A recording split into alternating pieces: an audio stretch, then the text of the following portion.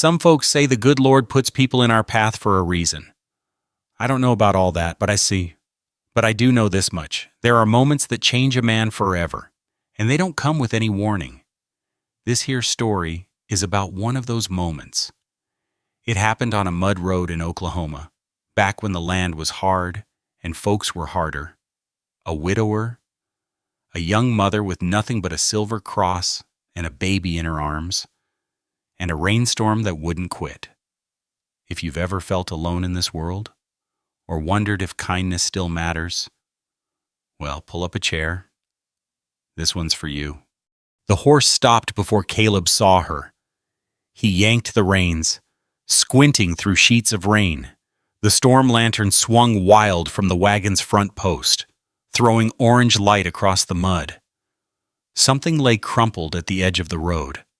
A feed sack, maybe. A dead calf. Then it moved. Caleb was off the buckboard before his boots hit ground. His sheepskin coat hung heavy with water as he dropped to his knees in the red Oklahoma mud. A woman. Young. Her dress clung to her like a second skin, brown with dirt and rain. One arm wrapped around something small against her chest, the other hand white-knuckled. Trembling clutched a silver cross. Her eyes opened. No fear in them.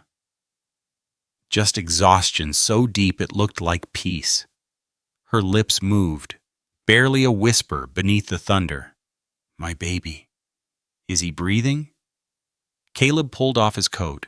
Didn't think. Just did. If this story brings back a memory of someone who showed up right when you needed them most, leave a comment and tell me where you're watching from tonight. As my grandmother used to say, kindness always finds its way home. The wagon jolted to a stop beneath the porch overhang. Rain hammered the wooden roof like a drum roll that refused to end. Caleb kicked the front door open with his boot heel. The woman cradled against his chest. Her weight was nothing bone and wet cloth, and that baby pressed between them. The house smelled like dust and cold ash. 4 years of cold ash. He set her down in the rocking chair by the dead fireplace. Her head lolled back. The baby made a sound thin, reedy, more kitten than human. A floorboard creaked behind him. Emma stood in the hallway, nightgown white against the dark. 7 years old, eyes round as coins. She didn't speak. Hadn't spoken to anyone but that old horse in months. Caleb turned away first. He crouched before the cast-iron stove, fingers fumbling with kindling. The matches were damp. First one broke, second one sputtered and died. His hands shook from the cold. He told himself, just the cold. Third match caught. He fed it carefully. Dry bark.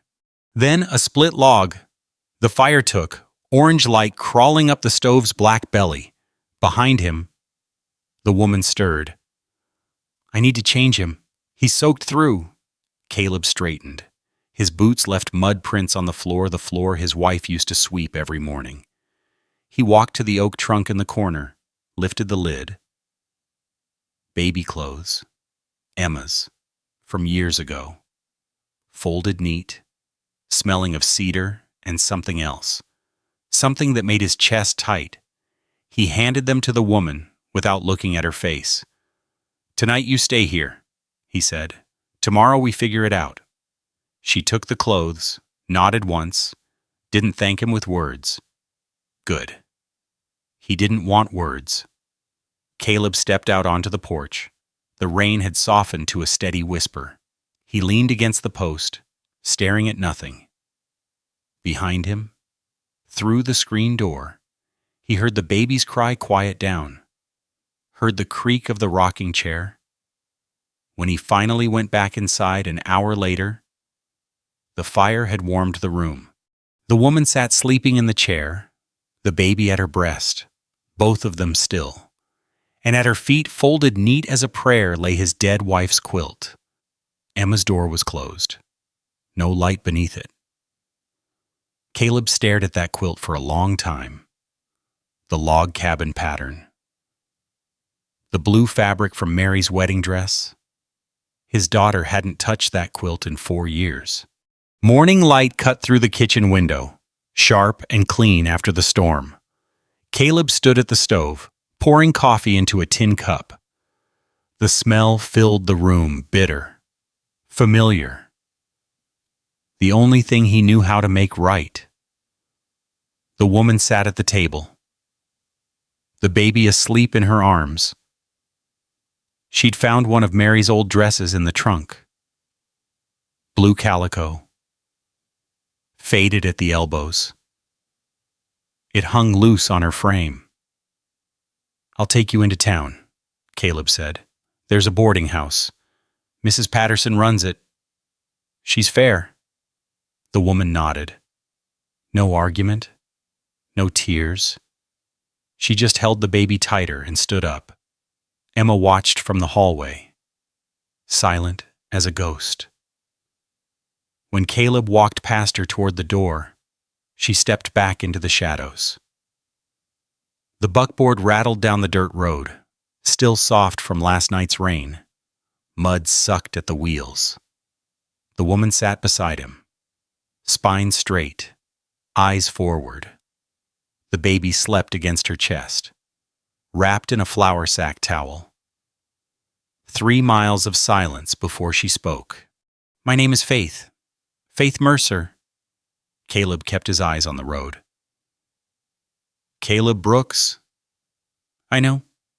The woman at the house, the older one she told me last night." He didn't correct her.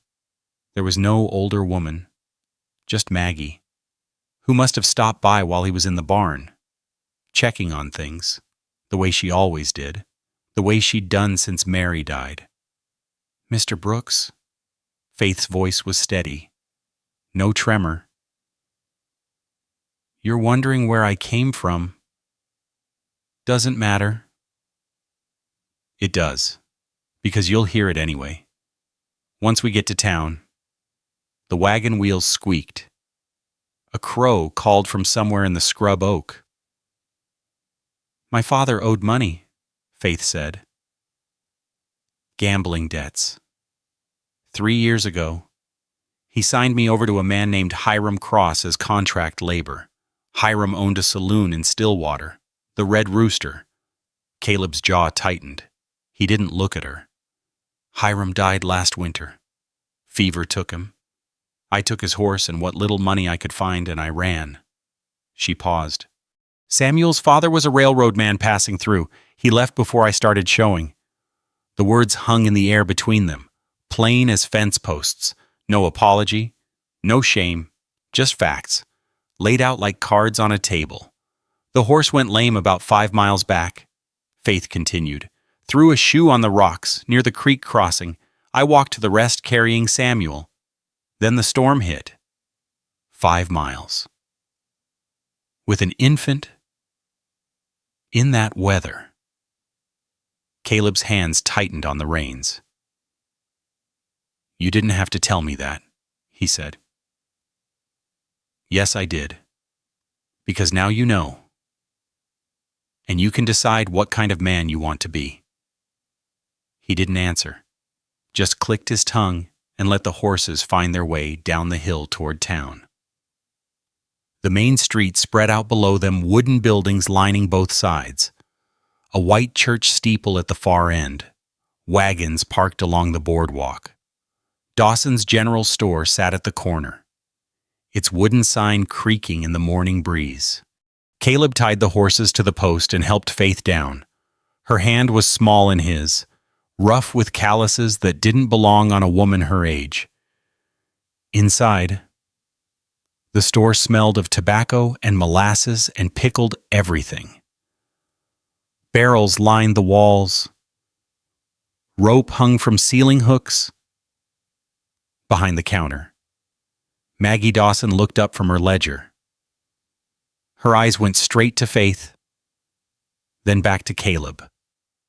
Something flickered across her face, recognition. Maybe, or warning. Caleb? She set down her pen. You're up early?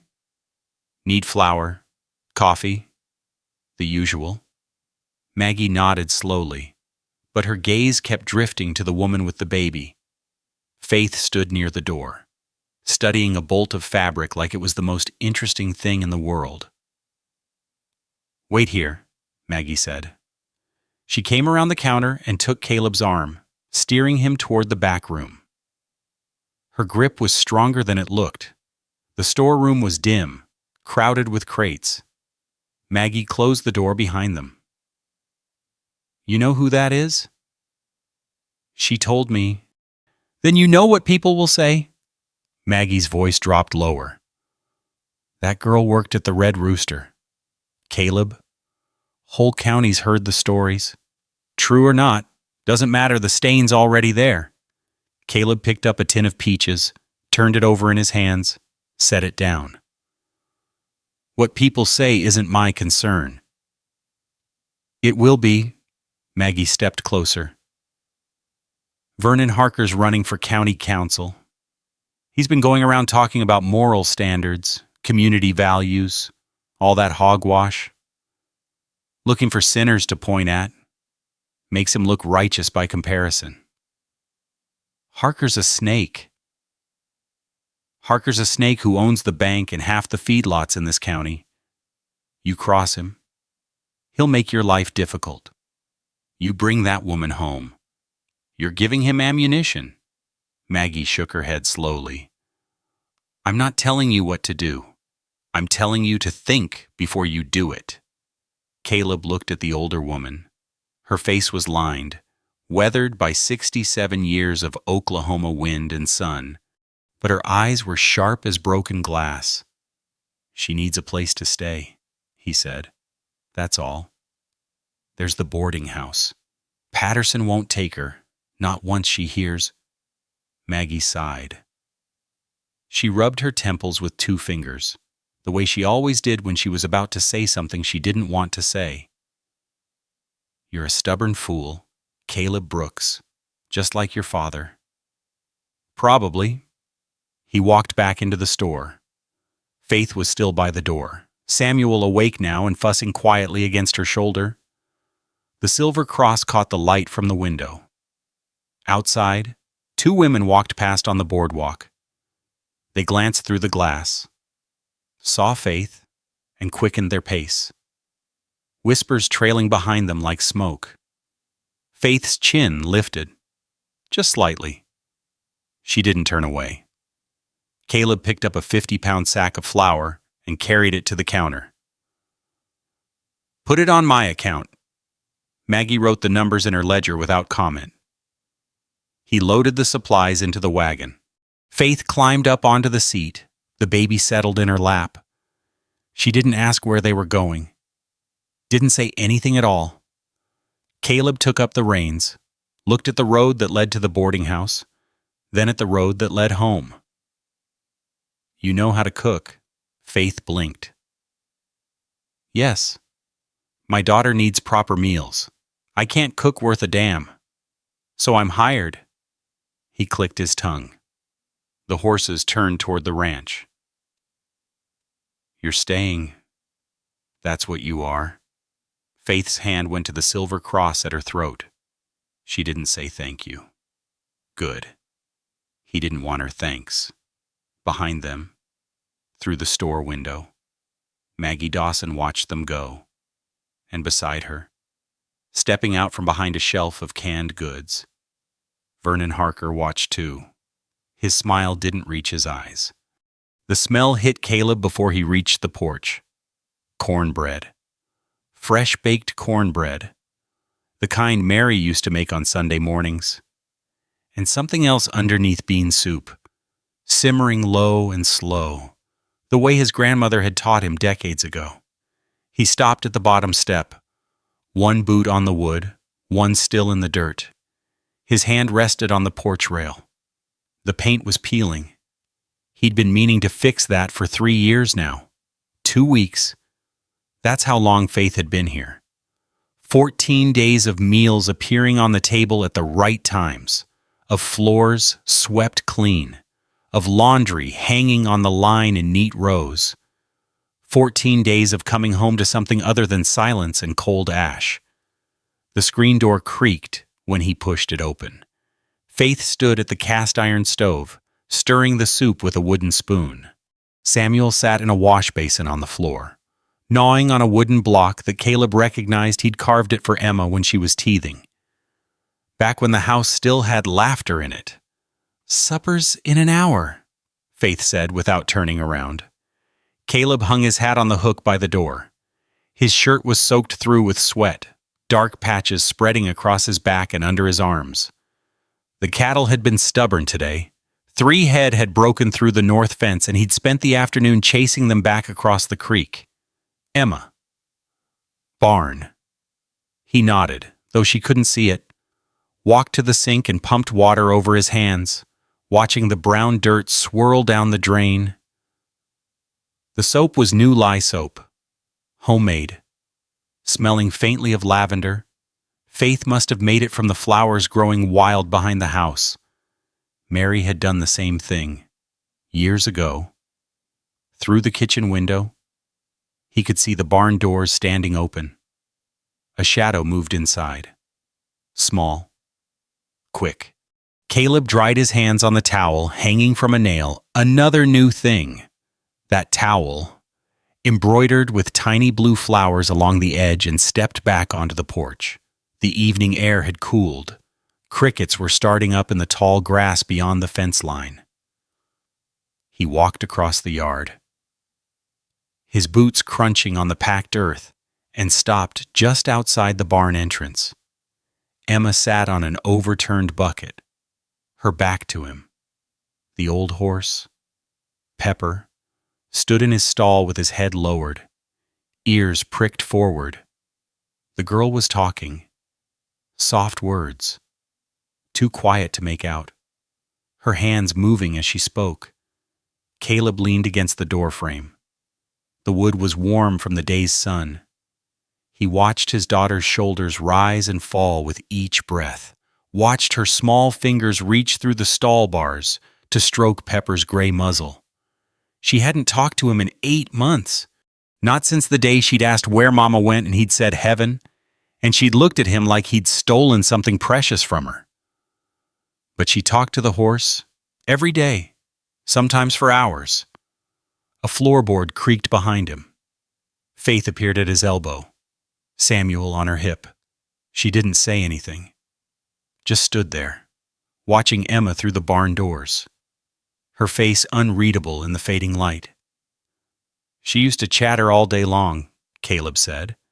The words came out rough, scraped raw by something he didn't want to examine. Couldn't get her to stop. Mary used to joke that Emma came out talking and never took a breath. Faith shifted Samuel to her other hip. The baby grabbed a fistful of her hair and tugged. She didn't seem to notice. "Give her time," she said. "It's been 4 years." "Then give her more." She walked into the barn, her footsteps soft on the straw-covered floor. Caleb stayed where he was, watching. Faith didn't approach Emma directly. She settled onto a hay bale near the far wall, maybe 10 feet from where the girl sat. Samuel squirmed in her lap, reaching for the straw scattered around them. Faith let him grab a handful, let him wave it around like a tiny golden sword. Emma glanced over her shoulder. Once. Quick. Then back to Pepper. But she didn't leave. The days took on a rhythm after that. Mornings. Caleb would find Faith already up, coffee brewing, biscuits in the oven. He'd eat in silence, then head out to the fields. When he came back for the noon meal, the house would smell different soap, or bread, or whatever she'd hung out to dry on the line. And every afternoon, Faith would take Samuel to the barn. She'd sit on that same hay bale, sewing or mending. The baby playing in the clean straw at her feet. Emma would be there too, talking to Pepper, pretending not to notice. But she noticed. Caleb could tell. The way she'd glance sideways when Samuel laughed. The way she'd edge her bucket a little closer each day, inch by inch, like a wild animal being lured in with grain. One evening, Caleb came in from checking the fences and found Faith in the yard with a stick in her hand. She was drawing in the dirt letters, he realized. Big, looping letters that caught the last of the daylight. Emma stood on the porch, watching. Faith didn't look up, just kept drawing. Each one careful and clear, the stick leaving dark lines in the pale dust. The next morning, Caleb found new marks in the dirt by the water pump, shaky, uneven, but recognizable. He didn't mention it. Neither did Faith. But that afternoon, Emma's bucket was closer to the hay bale than ever before. The day it happened. Caleb was cleaning tack in the barn's side room. The leather was stiff, neglected too long, and his fingers ached from working the saddle soap into the cracks. Through the slat walls, he could hear Faith humming something low and tuneless, could hear Samuel's babbling, could hear the soft shuffle of Emma's feet in the straw. Then silence. Caleb set down the bridle, moved to the doorway, stopped. Emma was standing in front of Faith, not sitting on her bucket, not hiding behind Pepper's stall, standing right there, close enough to touch. Her small hands clasped in front of her like she was in church. Faith looked up from her sewing, waited. "What's his name?" The words were so quiet Caleb almost missed them. Emma's voice, rusty from months of silence, thin as paper. "Samuel," Faith said. "But I call him Sam." Emma repeated it. "Sam," testing the shape of it in her mouth. Samuel looked up at the sound of his name. His face split into a gummy grin, all pink gums and bright eyes. He reached out one chubby hand toward Emma. She took it. Caleb's throat tightened.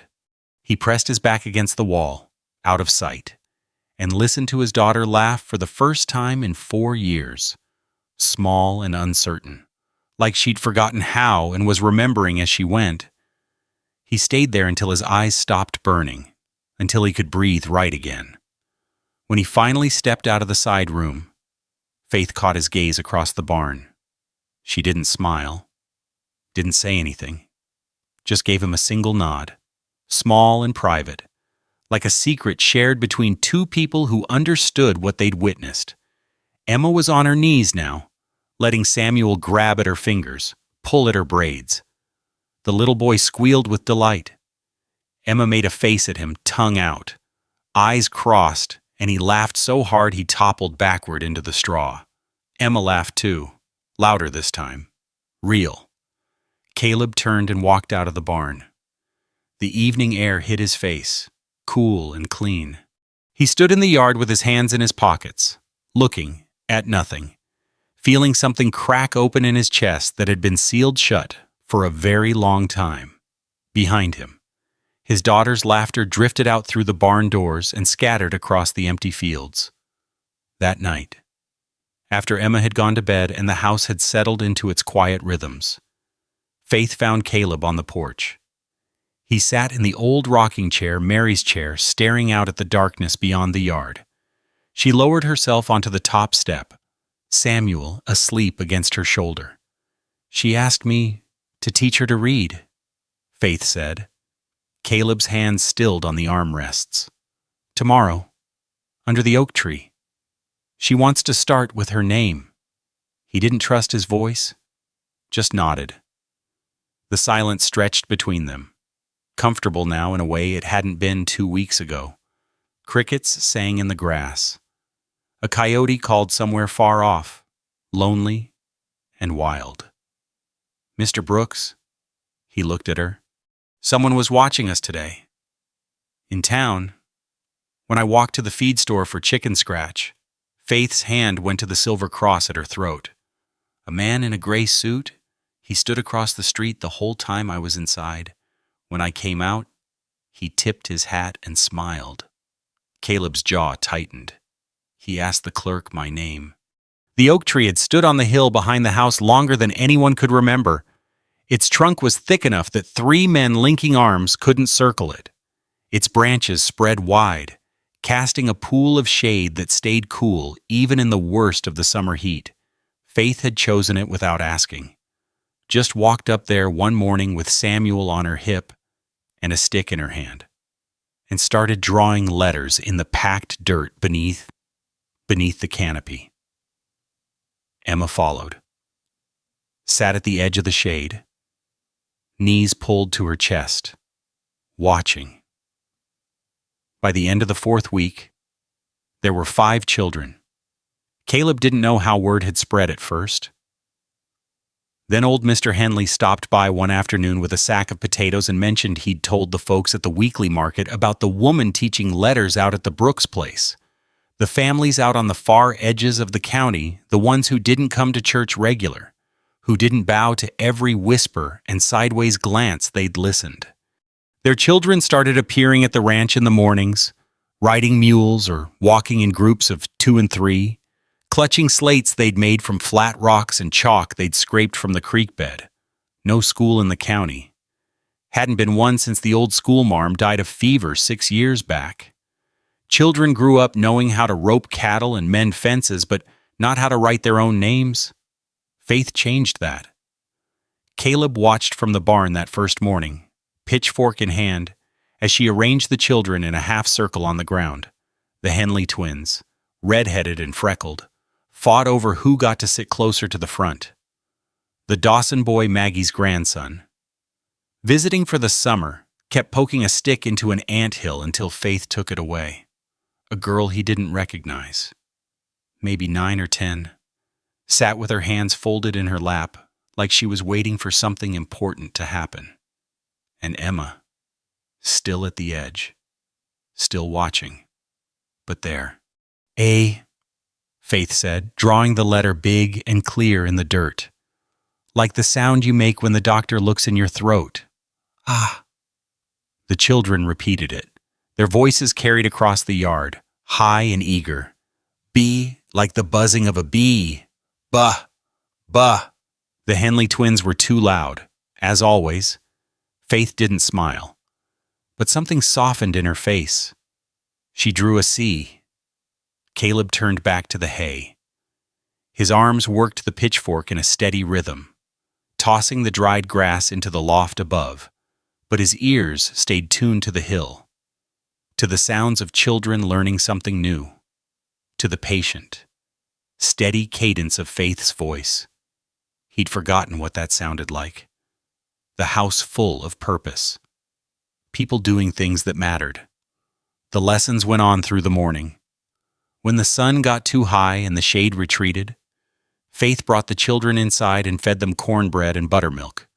They sat around the kitchen table, shrumping, crumbs on their faces, talking over each other about letters and sounds and who would learn to write their name first. Emma sat at the end of the table. She didn't talk much, but she ate with the others. Her eyes followed Faith around the kitchen, tracking every movement. "Faith," she said suddenly. The room went quiet. Caleb stood in the doorway, a cup of water halfway to his lips. Emma's cheeks flushed pink. "Can I have more buttermilk, please?" Faith. First time she'd called the woman by name. First time she'd spoken in front of the other children. Faith poured the buttermilk without making a fuss about it. Set the cup in front of Emma like it was the most natural thing in the world. But Caleb saw her hand tremble, just slightly, before she turned back to the stove. The children's parents came to collect them in the afternoon. The Henley boy's father, a tall man with sun-darkened skin and hands like leather, pressed a sack of potatoes into Faith's arms. "For your trouble," he said. "It's no trouble. Take them anyway." He glanced at Caleb, who stood on the porch watching the exchange. Something passed between the two men, not words, just a nod, an acknowledgement. They weren't all coming around, but some were. The routine settled in like sediment after a flood. Mornings were for lessons. Afternoons were for the ranch work, the endless cycle of feeding and mending and checking fences that kept Caleb's days full and his mind occupied. Evenings were for the porch, where the heat of the day gave way to the cool breath of night and the only sounds were crickets and the occasional coyote. Faith joined him there most evenings now. She'd put Samuel down in the bedroom, settle Emma with a book, one of Mary's old primers, dust it off and pressed into service, and then slip outside with 2 cups of coffee in her hands. They didn't talk much, didn't need to, but when they did, the words came easier than before. "You learned all this where?" Caleb asked one night, meaning the letters, the teaching. Faith stared out at the darkening fields. "My mother, before she got sick, she was educated. She was a minister's daughter, grew up with books, real ones, with leather covers and gold lettering." Faith's fingers traced the rim of her cup. "She taught me to read before I could tie my own shoes. Said it was the one thing no one could ever take from me." Caleb let the silence settle. The rocking chair creaked beneath him as he shifted his weight. "She was wrong, though," Faith continued. "They can take everything, your home, your freedom, your name." Her hand went to the silver cross, and she held it tight. "But they can't take what's in here." She touched her temple. "And they can't take this." The cross. "My mother gave it to me the night before my father signed those papers." Faith's voice was steady, but her grip on the silver tightened until her knuckles went white.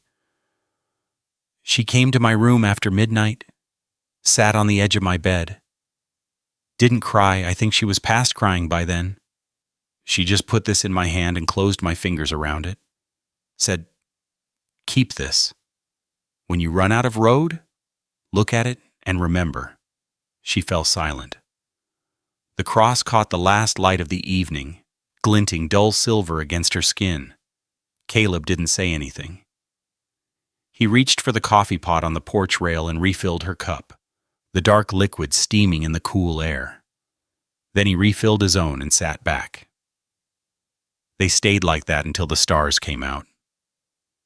He found himself lingering on the porch longer these evenings, standing at the kitchen door longer than necessary when Faith was cooking, noticing the way she hummed while she worked, the way her hands moved quick and sure, the way she'd tuck a loose strand of hair behind her ear without thinking.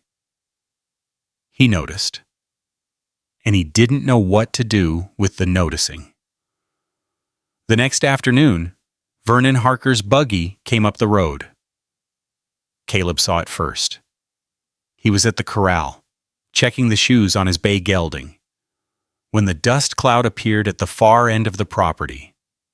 Black buggy, single horse, the kind of rig that cost more than most families earned in a year.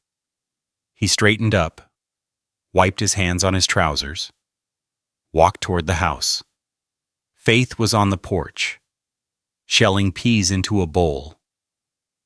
Samuel slept in a basket beside her, one small fist curled against his cheek. She looked up at the sound of the approaching wheels, and her hands went still. "Go inside," Caleb said. She didn't argue, just gathered the bowl and the basket and disappeared through the screen door. Vernon Harker pulled his buggy to a stop at the edge of the yard. He was a big man, gone soft around the middle, with a gray suit that probably cost as much as his horse. His face was round and pleasant, the kind of face that smiled easily and often, the kind of face you wanted to trust, until you looked closer and saw the calculation behind the eyes. Brooks! He climbed down from the buggy, brushing dust from his lapels. Fine afternoon, isn't it? Harker. I was in the area. Thought I'd stop by, see how things are running out here. Vernon's gaze swept across the property, the barn, the corral, the house, lingered on the porch where Faith had been sitting. Heard you've got yourself some help these days. I do. That's good. That's good. Vernon walked closer, his boots crunching on the gravel. A man needs help, running a spread this size. Especially a man on his own. Caleb didn't move. What do you want? Harker? Direct. I've always liked that about you. Vernon stopped a few feet away, close enough to shake hands if either of them had wanted to. Neither did. I'll be direct too. There's talk in town about your new help, about where she came from. People talk. They do. And I have to listen. Being on the county council and all. Vernon's smile widened, but his eyes stayed cold. Some folks are concerned, Caleb, about the moral character of your household, about the kind of example being set for the children in this community. Behind him, the screen door creaked. Emma stood in the doorway, her small face pale and watchful. There are 5 children coming here every morning to learn their letters, Caleb said. Their parents send them. You want to talk about moral character? Maybe start with the fact that this county hasn't had a school in 6 years. Vernon's smile flickered, just for a moment. Then it was back, smooth as oil on water. Education is important. No one's arguing that. He glanced at the porch again. At Emma, at the door where Faith had disappeared. But so is reputation. And yours, my friend, is on shaky ground. He turned back to his buggy, climbed up onto the seat, gathered the reins. Think about it. Brooks, that's all I'm asking. Think about what's best for your family, for your daughter. He tipped his hat. I'll be seeing you at church on Sunday. The buggy rolled away. Dust settled in its wake. Caleb stood in the yard, his hands clenched at his sides, watching until it disappeared over the hill. His heart pounded against his ribs. His jaw ached from clenching. The screen door opened again. Faith stepped out, Samuel in her arms. She didn't ask what Harker had wanted. She'd heard enough. Mr. Henley came by while you were in the north pasture this morning, she said quietly. He told me someone's been talking to folks about not buying your cattle. Caleb closed his eyes. He said he'll still buy from you. But the others? She didn't finish. She didn't have to. When Caleb opened his eyes, Emma was still standing in the doorway, watching him with those 2 old eyes, waiting for him to fix it, waiting for him to make it right, the way she'd waited 4 years ago, when Mary got sick, when he couldn't fix anything at all. Sunday morning came with a sky the color of bleached bone. Caleb stood in front of the small mirror in his bedroom, fumbling with the collar of his white shirt. The fabric was stiff, starched too hard, and it dug into his neck like a rebuke. He hadn't worn his Sunday clothes in months. The shirt smelled of cedar and dust, the smell of the trunk where Mary's things were still folded. Where his good clothes had been buried underneath them, Emma appeared in the doorway. She wore her blue dress, the one with the white lace collar that Faith had mended last week. Her hair was braided 2 neat plaits that hung over her shoulders. Faith's work. Caleb couldn't braid hair. Had never learned. Had never needed to until Mary was gone. And by then, Emma had stopped caring what she looked like. Ready? He asked. Emma nodded. Her eyes drifted past him to the window. Where the morning light fell across the floorboards, in pale yellow stripes. They rode into town in the buckboard, Faith and Samuel in the back, Emma squeezed between Caleb and the side rail. The wheels rattled over the hard-packed road. Nobody spoke. The air felt thick, weighted with something Caleb couldn't name. The church sat at the end of Main Street. A small white building with a steeple that tilted slightly to the left. Someone had planted roses along the front walk years ago, and they'd gone wild, climbing up the porch posts and tangling with the railing. The scent hit Caleb as he helped Faith down from the wagon, sweet and heavy, almost cloying. Other families were arriving. The Henleys, the Dawsons. Faces he'd known for years, people he'd bought cattle from and sold grain to and nodded at across the feed store counter. They looked at him now, looked at Faith, looked away. Mrs. Patterson stood on the church steps, clutching her hymnal to her chest like a shield. When Caleb approached, she stepped back. Just half a step. Just enough. "Morning," Caleb said. "Mr. Brooks." Her voice was thin, pinched at the edges. She didn't say anything to Faith, didn't even look at her. They filed inside. The pews were half full, families clustered in their usual spots. Caleb led the way to the Brooks pew, third row from the back, left side, where his father had sat before him and his grandfather before that. The wood was worn smooth from generations of Sunday mornings. Faith slid in beside him, Samuel asleep against her shoulder.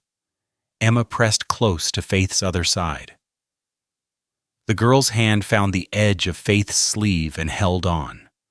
The preacher was a young man named Reverend Coleman, fresh from the seminary back east.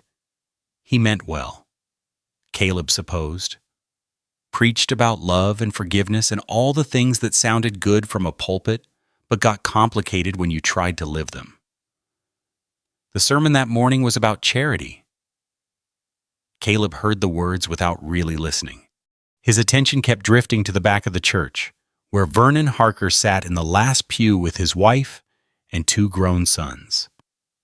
Harker's eyes were on his hymnal, but there was a smile playing at the corners of his mouth.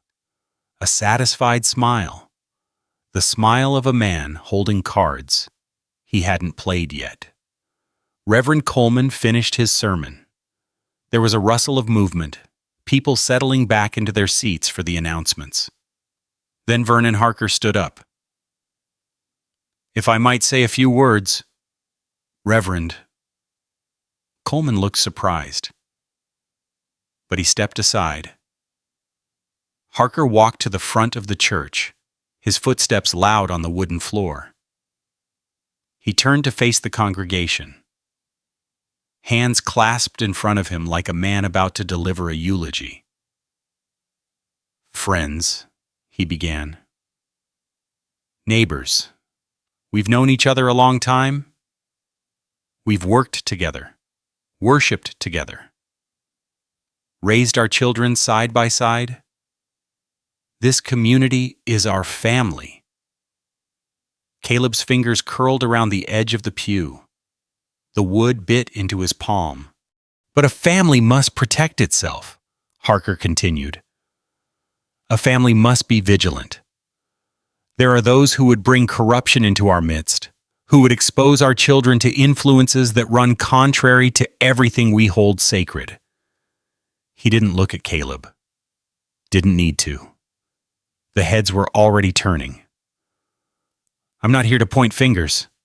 That's not my way." Harker's voice was smooth, reasonable. The voice of a man who only wanted what was best. "But I am here to remind you of our responsibility.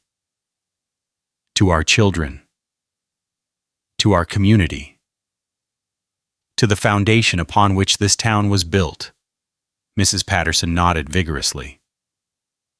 A few others murmured agreement. "We must ask ourselves," Harker said, "what example are we setting? What lessons are we teaching the next generation And are we willing to stand by while those lessons are undermined? He paused. Let the silence stretch. That's all I have to say. Thank you for listening. He walked back to his pew. His wife patted his arm. His sons looked straight ahead, their faces blank and hard.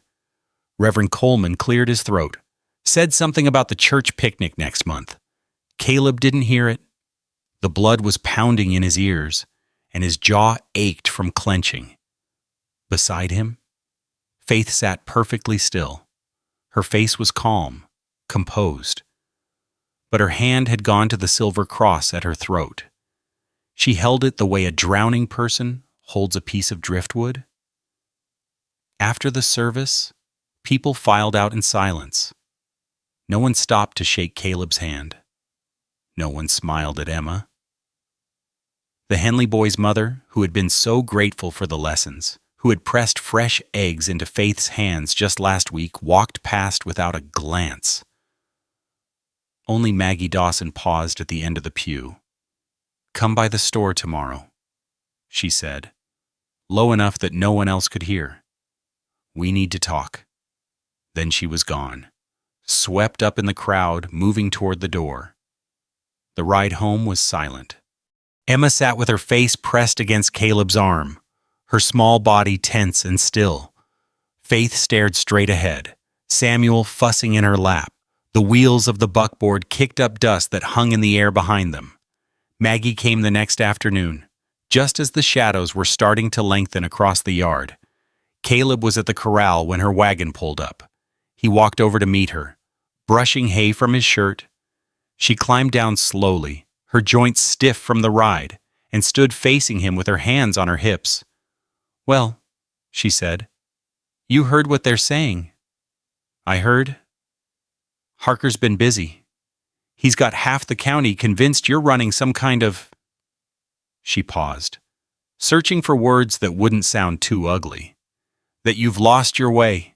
The Mitchells pulled their boy out of Faith's lessons this morning. The Crawfords sent word they won't be coming back either." Caleb said nothing. His eyes moved past her to the house, where Faith stood in the kitchen window, watching. "The cattle buyers are spooked, too. Tom Riley told me he can't risk his reputation doing business with you. Not with Harker watching." Maggie shook her head. "That snake. He doesn't care about morality. He just wants your support in the council race, and if he can't have it, he wants to make sure no one else will follow your lead either. I know what he wants. Do you know what you're going to do about it?" Caleb's hands clenched at his sides. He could feel the weight of the question pressing down on him, heavy as a yoke. "The Henley boy's father," he said. "He'll still buy from me. One man, Caleb. One man against the whole county." Maggie stepped closer. Her eyes were sharp, searching his face. "You can't survive on one buyer. You know that." He did know.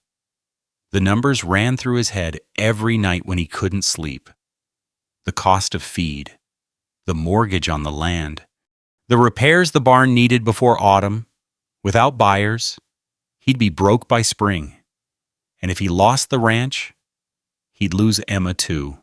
No court would let a penniless man keep a child. "What do you want me to do?" His voice came out rougher than he intended. "Send her away." Maggie didn't answer, just looked at him with those weathered, knowing eyes. "She's good for Emma," Caleb said. The words scraped against his throat. "You've seen it. For the first time in 4 years. My daughter is—" He stopped, swallowed. "I can't or won't." He didn't answer, couldn't answer. Maggie sighed, reached up and patted his arm the way she used to when he was a boy, coming into her store with pennies clutched in his fist, trying to decide between candy and a new fishing lure. "You're a stubborn fool, Caleb Brooks. Just like your father. Just like your grandfather." She turned back toward her wagon. "Don't be a stupid one, too." She drove away. The dust settled behind her. The sun sank lower. That night, Caleb lay in bed staring at the ceiling. The house was quiet. Emma was asleep. Samuel had stopped fussing an hour ago, but sleep wouldn't come. He thought about the mortgage, about the feed bills piling up on his desk, about Vernon Harker's smile and Mrs. Patterson's half-step backward. He thought about Emma, finally laughing again, finally speaking, finally coming back to life. And he thought about Faith, about the way she hummed while she cooked, about the way her hand went to that silver cross whenever she was scared, about the way she looked at him sometimes, when she thought he wasn't watching. He got out of bed, walked down the hall in his bare feet, stood outside Faith's door for a long time, listening to the silence within. His hand rose, hovered over the wood, then fell back to his side. He stood there until his feet went numb from the cold floor. Then he turned and walked away. In the morning, he found Emma in the kitchen with Faith. The girl was sitting at the table, her small hands wrapped around a cup of milk, her eyes fixed on Faith's face. "Are you going to leave?" Emma asked. Her voice was steady, but her chin trembled. Faith set down the bowl she'd been holding. She walked around the table and knelt in front of Emma, bringing herself to the girl's eye level. "I don't know," she said, "but I promise you this. I won't disappear without telling you. I won't just be gone one day. You'll know." Emma stared at her, searching for the lie, the way children do when they've been hurt before. "You promise." "I promise." Caleb watched from the doorway. Faith's eyes met his over Emma's head. She already knew what he was going to do. He could see it in her face. The words came out before Caleb could stop them. "I think you should go." He was standing by the chicken coop, his back to the house, his hands shoved deep in his pockets. The morning air was cool and damp, carrying the smell of hay and manure, and the faint sweetness of the wild roses that grew along the fence line. Faith had come out to scatter feed for the hens. Samuel balanced on her hip, and Caleb had intercepted her before she reached the coop door. He couldn't look at her face, so he looked at the chickens instead, scratching in the dirt, pecking at nothing. "I'll lend you the spring wagon," he continued. His voice sounded strange in his own ears, flat, mechanical, like someone else was speaking through his mouth. "It's not much, but it'll get you to town. You can leave it at Maggie's. I'll pick it up later." Silence. He could feel her eyes on him, could feel the weight of her gaze pressing against the side of his face like a physical thing. "All right," she said. That was it. No argument, no tears, no accusations. Just two words, quiet and steady, and the soft rustle of her dress as she turned and walked back toward the house. Caleb stayed where he was. His hands were shaking. He pulled them out of his pockets and stared at them. These hands that had built fences and birthed calves and held his dying wife. These hands that had just pushed away the only good thing that had happened to his family in 4 years. A chicken pecked at his boot. He kicked at it, not hard, just enough to send it squawking away. Then he walked to the barn. The tack room was dim and cool. Caleb closed the door behind him and stood in the darkness, breathing hard. The smell of leather and saddle soap filled his nostrils. His heart pounded against his ribs like something trying to break free. He pressed his palms against the workbench, leaned his weight into it, felt the rough wood dig into his skin. What kind of man was he? The question echoed in his skull, unanswerable. He thought of Vernon Harker's smile, of the congregation turning away, of the cattle buyers who wouldn't meet his eyes. He thought of Emma, finally laughing again, finally speaking, finally coming back to life. And he'd chosen fear, chosen the easy way out, chosen to sacrifice someone else to save himself. His stomach heaved. He stumbled to the corner of the tack room and vomited into a bucket of old rags. The acid burned his throat, and his eyes watered, and he crouched there in the dim light, gasping, wiping his mouth with the back of his hand. This was who he was. Not the man his father had raised, not the husband Mary had believed in. Just a coward in a dark room, too ashamed to face what he'd done. When he finally emerged from the barn, the spring wagon was already hitched and waiting in the yard. Faith stood beside it, a bundle of cloth in her arms, everything she owned, wrapped in a square of brown fabric. Samuel was awake now, fussing against her shoulder, reaching for her hair with his small pink fingers.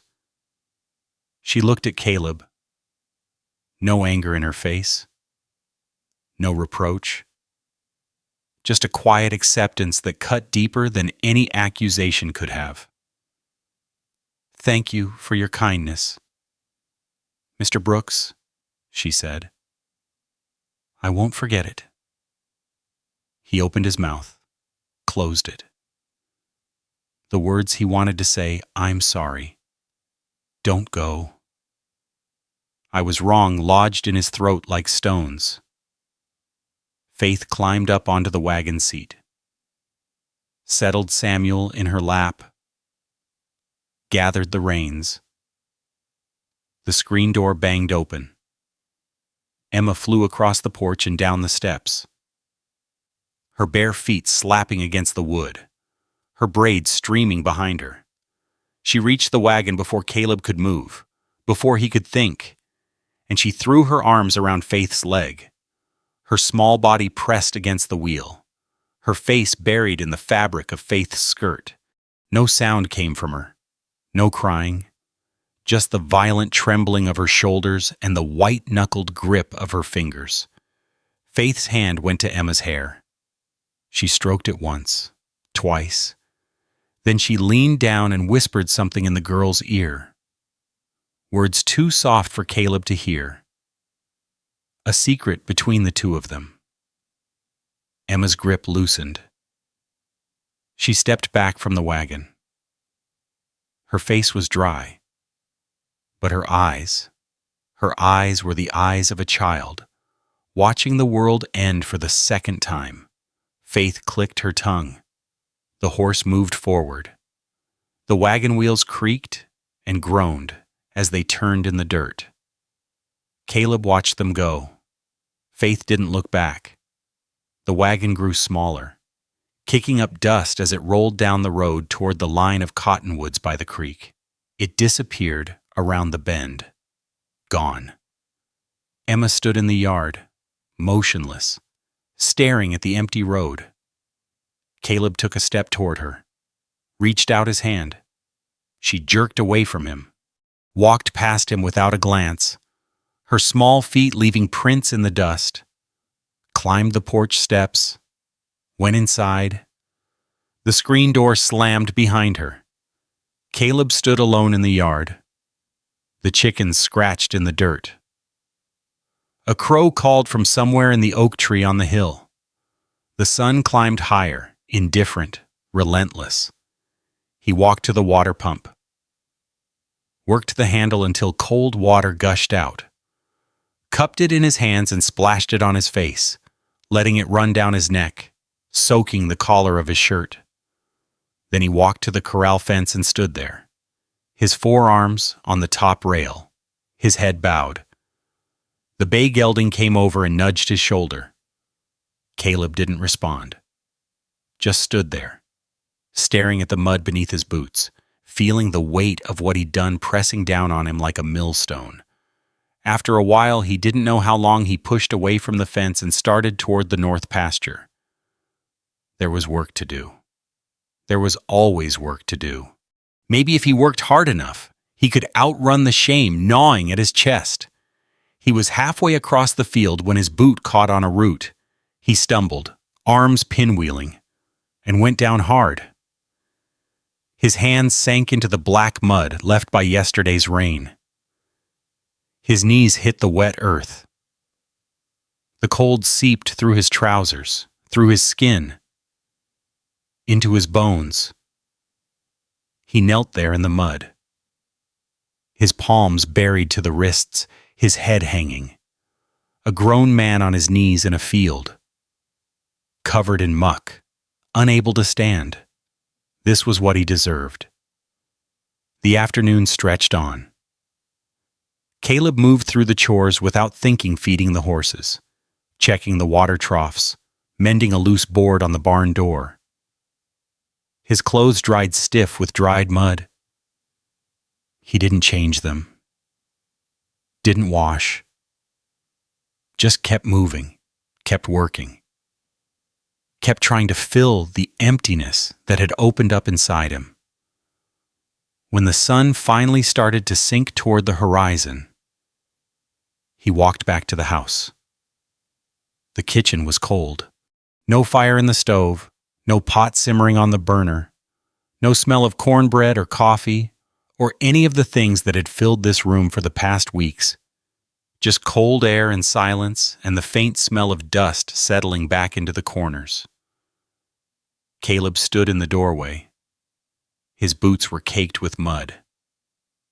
He tracked it across the floor Faith had swept every morning, and didn't stop to clean it up. Emma. No answer. He climbed the stairs.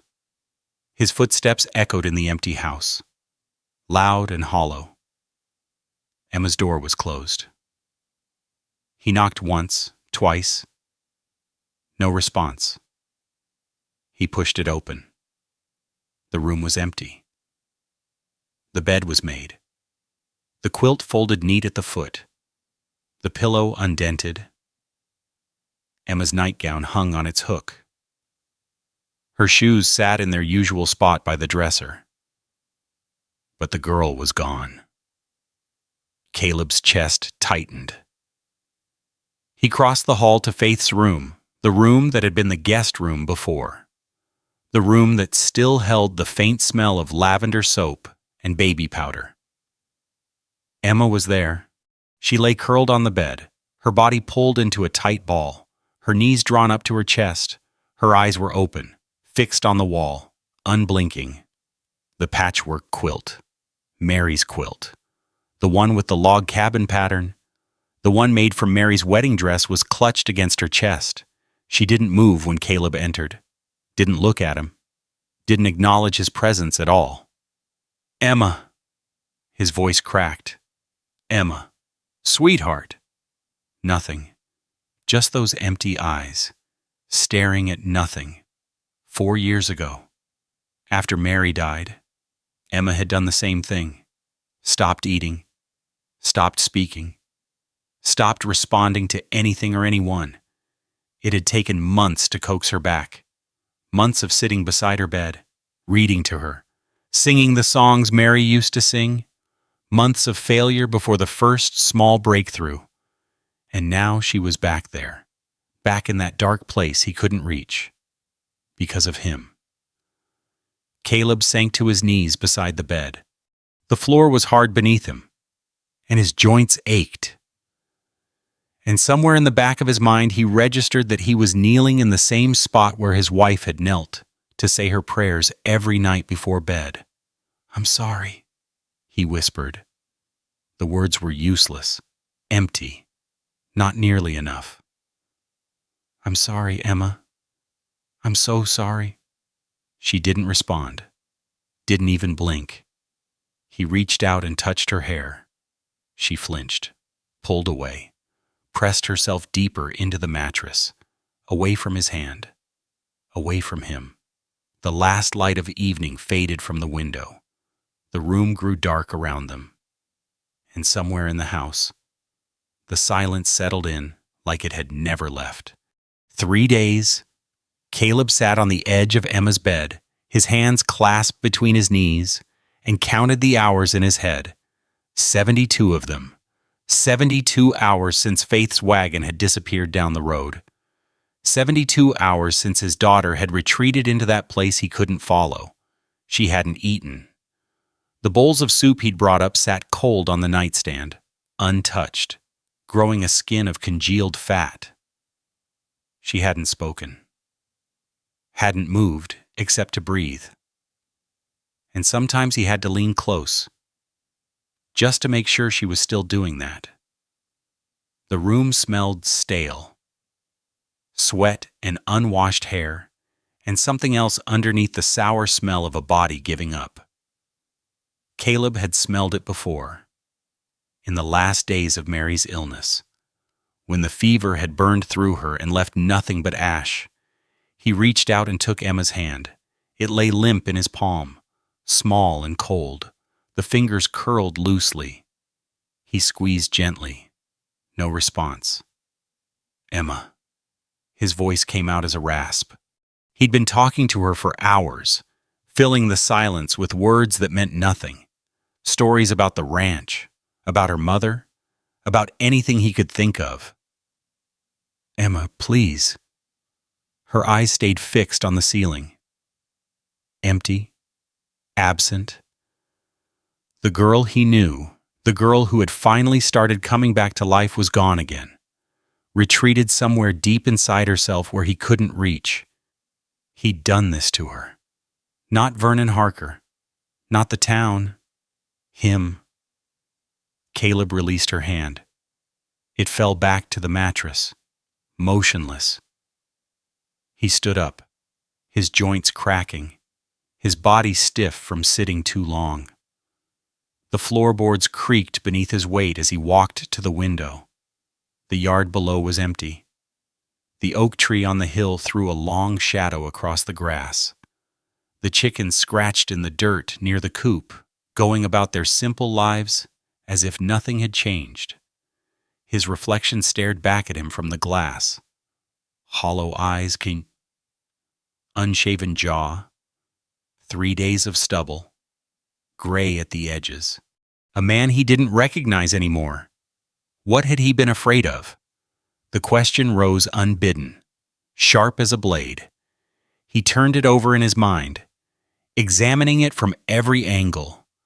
Vernon Harker's threats, the cattle buyers, the mortgage on the land, all the practical concerns that had seemed so urgent, so insurmountable.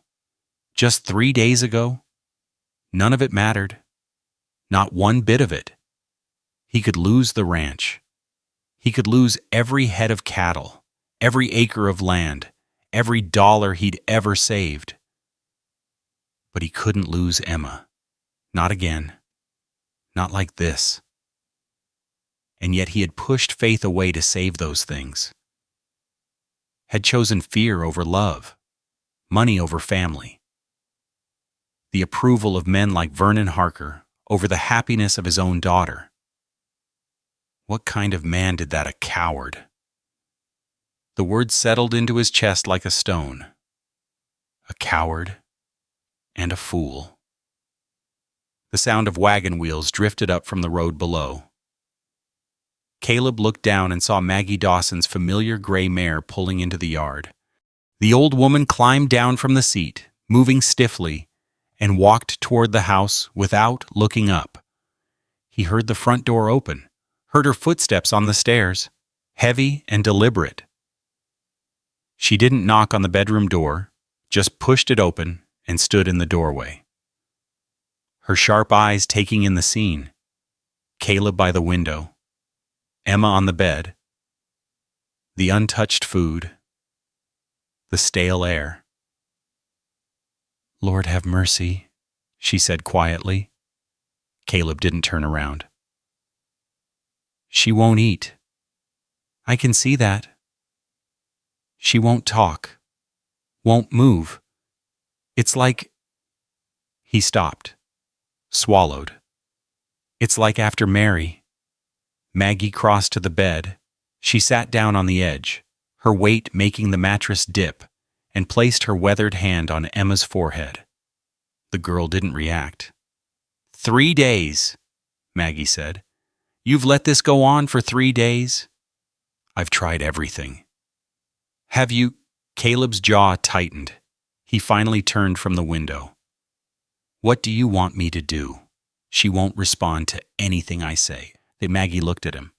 Her eyes were hard, unforgiving, but underneath there was something else, something that might have been pity.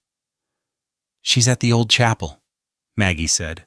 Edge of town, past the cemetery. Father Thomas stopped by my store yesterday morning, told me she came to him the night you sent her away. He took her in. He's the only one in this whole county who doesn't bow down to Vernon Harker. Caleb said nothing.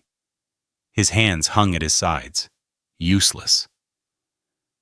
The baby's doing all right. Faith's been helping Father Thomas with the charity work, sorting clothes for the poor, that kind of thing. Maggie paused. She asked about Emma. The name hit Caleb like a fist to the chest. He looked away, unable to meet the old woman's gaze. You know what that woman did for your daughter? Maggie's voice was quiet now, almost gentle. 4 years, Caleb. 4 years I watched that child fade away. Watched her stop talking, stop laughing, stop being a child. And then Faith comes along, and in a few weeks, just a few weeks, she brings Emma back, gets her laughing again, gets her learning, gets her acting like the little girl she's supposed to be. Caleb's throat constricted. He could feel the pressure building behind his eyes, the sting of tears he hadn't shed in years. And you threw that away, Maggie continued, because you were scared, because Vernon Harker made some threats. She shook her head slowly. I thought you were better than that. Caleb Brooks, I really did. She stood up from the bed, smoothed her skirt, walked past him toward the door. I'm not here to tell you what to do, she said, pausing at the threshold. That's between you and your conscience. But I will tell you this. That girl in that bed doesn't need food. She needs hope. And right now, you're the only one who can give it to her. The door closed behind her. Caleb heard her footsteps descending the stairs, heard the front door open and shut, heard the wagon wheels creak as she drove away. He stood alone in the silent room. The afternoon light was fading. Shadows crept across the floor, stretching toward the bed where Emma lay. Caleb walked back to her side and sank down onto his knees, the hard wood pressing into his bones. He took her hand again, held it between both of his. I was wrong. The words came out broken, jagged-edged. He wasn't talking to Emma anymore. He was talking to himself, to the man he used to be, to the man he'd failed to become. I was scared. I was a coward. I let other people decide what was right for this family. And I hurt you. And I hurt Faith. And I hurt myself. His voice cracked. He pressed on anyway. Your mother would be ashamed of me. And she'd be right. Emma's hand lay still in his grasp. But her eyes, for the first time in 3 days, flickered, moved from the ceiling to his face. She was listening. I'm going to fix this, Caleb said. The words came easier now, pouring out of him like water from a broken dam. I don't know how. I don't know if Faith will even want to come back after what I did, but I'm going to try. Because that's what your mother would have done. That's what she would have wanted me to do. He leaned forward, pressing his forehead against their clasped hands. His eyes burned, his chest ached. 4 years of grief and loneliness and failure pressed down on him, crushing, suffocating. I'm sorry, Emma. I'm so sorry. Silence. And then so faint he almost missed it, a pressure against his fingers. Emma's hand. Squeezing his. Caleb's head came up. Emma was looking at him. Really looking at him? For the first time since Faith had left. Her eyes were wet. Her lip trembled. She didn't speak, but she didn't need to. Caleb stood up. His legs were shaking, but his mind was clear. Clearer than it had been in years. He walked to the closet, pulled out his sheepskin coat, the same coat he'd wrapped around Faith that first night in the rain, shrugged it on, found his hat on the hook by the door, and settled it on his head. When he turned back, Emma was sitting up in bed, still pale, still fragile, but awake, present. "I'm going to bring her back," he said. "I promise." He walked down the stairs, out the front door, across the yard to the barn, where his black gelding stood in its stall, ears pricked forward. The saddle was heavy in his hands. The leather was worn, cracked along the edges, shaped by years of use. He cinched it tight, slipped the bit into the horse's mouth, led it out into the yard. The moon was rising, pale and thin, casting silver light across the land. The air was cool, carrying the smell of sage and dust and the distant promise of rain. Caleb swung up into the saddle. The horse shifted beneath him, eager to run. He pointed it toward town, toward the old chapel on the edge of the cemetery. Toward Faith? The chapel sat at the edge of the cemetery, its white paint peeling in long strips, its steeple crooked against the pre-dawn sky. Caleb had passed it 100 times over the years and never really looked at it. It was the old Catholic church, abandoned when the new one was built closer to town, used now only for charity work and the occasional funeral that the main church wouldn't take. He tied his horse to the rusted iron fence and stood in the yard, his boots sinking into the soft earth. The grave stretched out behind him, rows of wooden crosses and stone markers, some so old the names had worn away to nothing. The air smelled of damp soil and wild roses and something else, candle wax, maybe, drifting through the cracks in the chapel's weathered boards.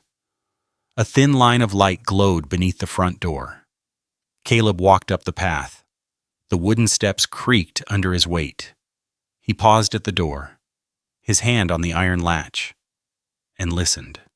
Silence. Then, faint and muffled, the sound of a woman's voice, not singing, praying, maybe. The words were too soft to make out. He pushed the door open. The chapel was small, just 6 pews on each side, with a simple wooden altar at the front and a cross hanging on the wall above it. Candles burned in iron holders along the walls, their flames casting shifting shadows across the floor. The stained glass windows' simple designs, lilies and crosses in faded blues and greens, caught the first gray light of dawn and scattered it in pale patterns across the wooden benches. Faith knelt at the front, before the altar. Her back was to him. Her head was bowed, her hands clasped, her lips moving in silent prayer. The silver cross at her throat caught the candlelight and glinted. Beside her, in a wicker cradle, Samuel slept. Caleb stood at the back of the chapel. His hat was in his hands, his fingers working the brim, turning it around and around. His heart hammered against his ribs. His mouth was dry. He didn't know what to say, hadn't planned any words, had just ridden through the night with nothing but the desperate need to get here, to see her, to make things right. Faith's prayer stopped. Her head came up. She didn't turn around, but her shoulders stiffened, and he knew she'd heard him come in. "Mr. Brooks." Her voice was calm, steady, the same voice that had told him her story on the road to town. All those weeks ago. No anger in it, no hurt. Just a quiet acceptance that cut deeper than any accusation. Faith. She rose from her knees, her movement slow and careful, and turned to face him. Her face was pale in the candlelight, shadows pooling in the hollows beneath her eyes. She looked tired, worn down, but her back was straight and her chin was up, and she met his gaze without flinching. "Emma," she asked. She stopped eating, stopped talking. Caleb's voice came out rough, scraped raw by the ride and the cold, and everything he couldn't say. "It's like after her mother died, like she's gone somewhere I can't follow." Faith's hand went to the cross at her throat. Her fingers closed around it, knuckles whitening. "I'm sorry," she said. "I didn't want that." "I know." Silence stretched between them. The candles flickered. Outside, a bird began to sing the first notes of dawn, tentative and thin. Caleb took a step forward, then another. His boots echoed on the wooden floor, loud in the stillness of the chapel.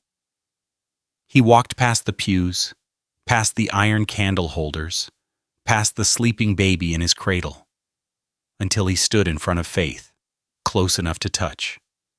And then he went down on his knees, not before the altar, before her. Faith drew a sharp breath. Her eyes widened. She started to say something, but Caleb raised his hand. "Let me talk, please." She closed her mouth, waited. Caleb looked up at her. His knees ached against the hard floor. His hands hung at his sides, useless, empty. He felt stripped bare, hollowed out, nothing left but the truth. "I was wrong." The words came out broken, halting. He forced himself to continue. "I was scared. Vernon Harker made his threats, and the cattle buyers turned their backs. And I saw everything I'd built slipping away. The ranch, the land, everything my father left me. Everything I was supposed to pass on to Emma." He swallowed hard. "And I let that fear make me into a coward.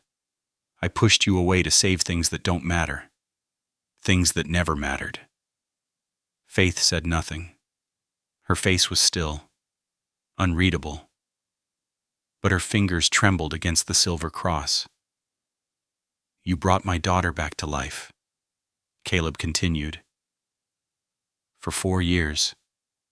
She's been gone, living in the same house, eating at the same table, but gone. And then you showed up. And in a few weeks you did what I couldn't do in 4 years. You made her laugh. You made her talk. You made her want to be alive again." His voice cracked. He pressed on. "And I threw that away because I was afraid of what people would say. Because I cared more about the opinions of men like Vernon Harker than I cared about my own daughter's happiness." He shook his head slowly. "What kind of man does that? What kind of father?" The candles guttered in a draft from somewhere. Shadows danced across Faith's face. "I can't undo what I did," Caleb said, "Captain. I can't take back those 3 days. I can't erase the hurt I caused you, or Emma, or myself. But I can try to make it right. If you'll let me." He reached out and took her hand. It was small in his. the fingers calloused from work, the skin rough and real. He held it gently, like something precious, something that might slip away if he gripped too hard. "Come home with me," he said. "Not as hired help, not as someone who works for room and board." He paused, drew a breath. "As my wife?" Faith stared at him. Her lips parted. For a long moment, she didn't speak, didn't move, just stood there with her hand in his and her eyes searching his face. "You're asking me to marry you?" "Yes." "Here, now, on your knees." "Yes." She pulled her hand free. Caleb's heart stopped. He braced himself for the rejection, for the anger, for the door slamming shut on any chance he might have had. But Faith didn't turn away. She stood there looking down at him. And something shifted in her face. The hardness softened. The walls came down. Just a little. "Why?" The question hung in the air between them. "Because I love you." The words surprised him even as they left his mouth. He hadn't planned to say them. Hadn't even known they were true until this moment. "I don't know when it happened. Maybe that first night, when I found you in the rain. Maybe later, watching you with Emma, seeing what you did for her. But I love you. And I want to spend whatever time I have left proving it." Faith's hand went back to the cross. She held it tight, her eyes wet, her lips pressed together. "You're sure? I'm sure? Even knowing what I am, where I came from? I know who you are?" Caleb's voice was steady now. The doubt burned away. Only certainty left. "You're the woman who saved my daughter. You're the woman who taught a bunch of farm kids to read. You're the woman who walked 5 miles through a storm with a baby in her arms because you had nowhere else to go and no one else to turn to." He squeezed her hand. "That's who you are. Everything else is just noise." The tears spilled over. Faith wiped them away with the back of her hand. A quick, impatient gesture, like she was angry at herself for crying. "I prayed for this," she said quietly. "Every night since I left Atari, I knelt right here and asked for a sign, asked for hope, asked for something to hold on to." She looked down at him. A smile flickered across her face, small, uncertain, but real. "I guess this is my answer." She reached down and took his hands, both of them, and pulled him to his feet. They stood face to face, close enough that he could feel the warmth of her breath, could see the pulse beating in her throat. "Ask me again," she said. Caleb took a breath. "Will you marry me?" "Yes." The words settled into the silence of the chapel, like a stone dropping into still water. Caleb felt something loosen in his chest, some knot he hadn't even known was there. He pulled her close, wrapped his arms around her, and held on. Samuel stirred in his cradle, made a small sound, half cry, half yawn. Faith pulled back, wiping her eyes again, and lifted him into her arms. The baby blinked up at her, then at Caleb, and broke into a gummy smile. They walked out of the chapel together, into the pale light of dawn. The sky was pink and gold along the horizon, the last stars fading into blue. The air was cool and clean, carrying the smell of sage and wildflowers and the distant promise of rain. Caleb helped Faith up onto his horse, handed Samuel up to her, and swung into the saddle behind them. The gelding shifted under the extra weight but steadied quickly. "Hold on," Caleb said. Faith leaned back against his chest. Samuel nestled between them, warm and solid.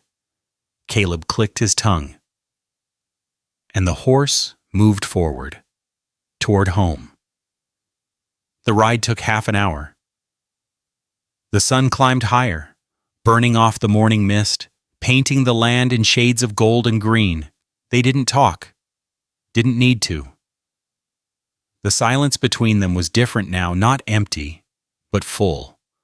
Full of everything they'd been through, everything they'd lost, everything they were building together. When the ranch came into view, Caleb's heart clenched. Emma stood on the porch. She was still in her nightgown, her hair tangled, her feet bare. Maggie stood behind her, one hand on the girl's shoulder. But Emma wasn't looking at Maggie. She was looking at the horse, at the two figures on its back, at the baby in Faith's arms. Caleb reined in at the edge of the yard, swung down from the saddle, reached up to help Faith down. Emma was already running. She flew across the yard, nightgown streaming behind her, feet slapping against the hard-packed dirt. She reached them in seconds, throwing herself at Faith, wrapping her thin arms around the woman's waist, pressing her face into Faith's skirt. Faith knelt down. Samuel balanced on her hip and wrapped her free arm around Emma. The girl clung to her, shaking, silent, holding on like she would never let go. Caleb stood watching them. The morning sun fell across the yard, warm and golden. Maggie came down from the porch, her face softening, and stopped beside him. "About time," she said quietly. He didn't answer, just watched his daughter hold on to the woman who had saved her, and felt something inside him, something that had been broken for 4 years, finally begin to heal. That evening, they sat around the kitchen table. Faith had made cornbread and bean soup, the smells filling the house the way they used to, the way they were supposed to. Samuel sat in a wash basin on the floor, gnawing on the same wooden block Emma had found for him weeks ago. Emma sat beside Faith, close enough that their shoulders touched, her eyes bright in the lamplight. Caleb poured coffee into 4 tin cups, one for him, one for Faith, one for Maggie, and one for Emma. Mostly milk with just a splash of coffee, the way Mary used to make it. They ate in silence, but it was a good silence, a warm silence, the silence of people who didn't need words to understand each other. After dinner, Maggie took her leave. Caleb walked her to her wagon, helped her up onto the seat. "You did good," she said, gathering the reins. "Took me long enough." "That it did." She looked down at him, her eyes sharp but kind. "Don't waste any more time. Caleb Brooks. Life's too short." She drove away into the darkness. Caleb walked back to the house. Through the window, he could see Faith and Emma at the table, heads bent together over a book, the lamplight casting a warm glow over their faces. He stood in the yard and watched them for a long moment. Then he opened the door and went home. There's a quiet that settles after a story like this one. Not the kind that needs filling. Just a stillness that sits with you. The way evening settles over a porch after the last visitor has gone home. Some of us know what it feels like to push away the very thing we needed most.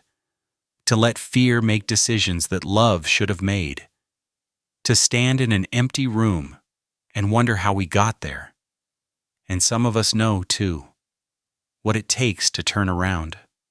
To saddle a horse in the dark and ride toward something we're not sure will still be waiting. These things don't always resolve neatly. They don't have to. It's enough. Sometimes. Just to sit with them. To let them be what they are, heavy and tender and familiar, without needing to make them mean something. If this story stirred something in you tonight, That's all right. You don't have to do anything with it. You're allowed to just let it rest. Thank you for being here. Thank you for listening all the way through